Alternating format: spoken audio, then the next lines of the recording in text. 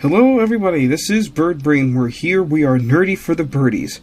So, welcome to Free Agent Frenzy. This will be a series I do during a lot of this off-season where we'll talk about big free agent acquisitions and things that happen throughout this time period. Today was the first day of legal tampering, and the Eagles were very quiet. We're going to talk about that. We're going to talk about a potential trade of a player on this roster, and we're going to talk about a trade the Eagles did make today. So, let's get into all the details. Let's start off Free Agent Frenzy. So really the big question on a lot of Eagles fans' minds is, why are the Eagles so quiet? Why were they so non-resistant? Why weren't they signing a ton of free agents? And I think, this was something that was spelled out to fans going into free agency by Howie Roseman. He said this was not going to be the free agency period that some people are kind of used to, where it's a lot of signings and a lot of big moves.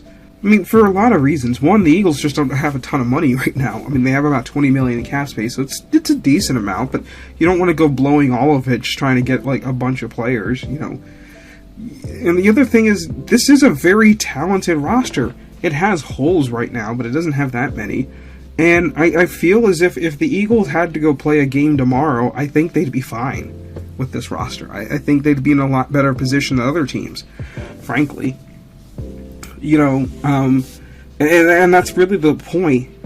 This is not a sprint, it's a marathon. This is only day one, and you're going to see a lot of guys get paid, and, guys get paid all the time in the first couple days of free agency. We think, oh, they got this player, it was a great deal, and then it turns out, oh, this player's not that good, and now they spent a ton of money on this player who isn't that good. A la Bryce Huff last year for the Eagles. It's better to focus on making good deals than trying to just make a deal. So we just have to be patient, and that will work best for everyone in the long haul. So just be patient. I'm not in any rush to see the Eagles make any particular move, but if they do, we'll talk about it. And we do have a move to talk about, but we're going to change the topic real quick to talk about something I brought up in my free agency preview, and that is a potential trade for involving Dallas Goedert. And obviously a lot of people are concerned about it. Reports came out this weekend that the Eagles are granting Goedert to seek trade. So why is that happening? Well, I kind of briefly brought it up when talking about the tight end section. The problem with Goedert is it's a lot of factors working against themselves. So with his contract, he has 1 year left on it. I believe most of the money isn't guaranteed, and he would then be a free agent in 2026. On top of that, if he is just let go as a free agent, the Eagles would then be on the hook for about $23 million, basically in dead cap. So that's something you got to think about. So for the Eagles, you really have one of two options. You can either extend Goedert or trade him. Now, you can't extend him, but you look at Goedert, he's in his 30s, he's getting older, and he's had a lot of injuries. I mean, he only played 10 games last year. Now, when Goedert's healthy, he's great. See basically any playoff game this year, or like the Saints game. But you do wonder just how much the team needs him. I mean, they missed him for 7 games this year.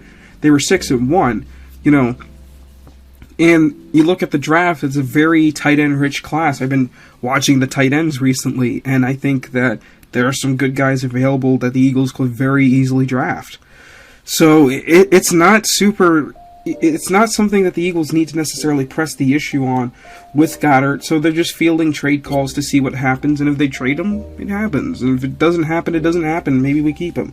But at bare minimum, I expect right now, just with the trades, just to see, hey, what's Goedert's market like? Is somebody willing to pay him a contract? What would that contract look like? Would Goedert want that contract? And if Goedert wants that contract, would the Eagles be willing to pay it? Or if not, would they just trade him and let him get extended? So they don't have to pick up that $23 million, next year. So those are the things to think about there. But enough about trades that could happen. Let's talk about a trade that did happen. The Eagles traded Kenny Pickett for a 5th-round pick in 2024, along with Dorian Thompson-Robinson from the Browns. This is a trade I really, really like. I remember when DTR was coming out, and I really liked DTR. I wanted the Eagles to draft him as a developmental guy. Unfortunately, Cleveland took him before the Eagles, and I think they ended up just taking Tanner McKee later on in the 6th. This is a good move for a lot of reasons. I know a lot of fans were not happy with Kenny Pickett. I wouldn't say I wasn't happy with Pickett. I was fine with him, especially as a third stringer, if that's what it came to. And I think that's honestly why they traded him. I think they knew, hey, he'd probably be the third stringer. Cleveland's going to need a quarterback because their backups were not all that good this year. And on top of that, your starter, Deshaun Watson, is going to be out for most of, if not the entire season, with his Achilles. So with that put together, they're going to need at least somebody as a floor. They'll probably still take a quarterback, we'll see, in the draft, but they needed somebody there. The Eagles needed another quarterback in their quarterback room, and they get someone who has a skill set very similar to Jalen Hurts. In terms of his professional career, DTR hasn't really had a ton of success. I think, ironically, his only career win came against Kenny Pickett, which is kind of funny. But, yeah, I mean, that's what you're looking at here. But again, this is not someone who's going to win. You need to win half a season's worth of games. This is someone you're going to develop behind Jalen Hurts with a similar skill set to Jalen Hurts that can now be your third string quarterback. And now you bump up Tanner McKee to be your number 2. And now you have both of these guys on your roster under contract for the next 2 years. I think it's a great deal for all parties involved. And look, Howie Roseman joked about it a couple years ago, but this is what the QB factory is.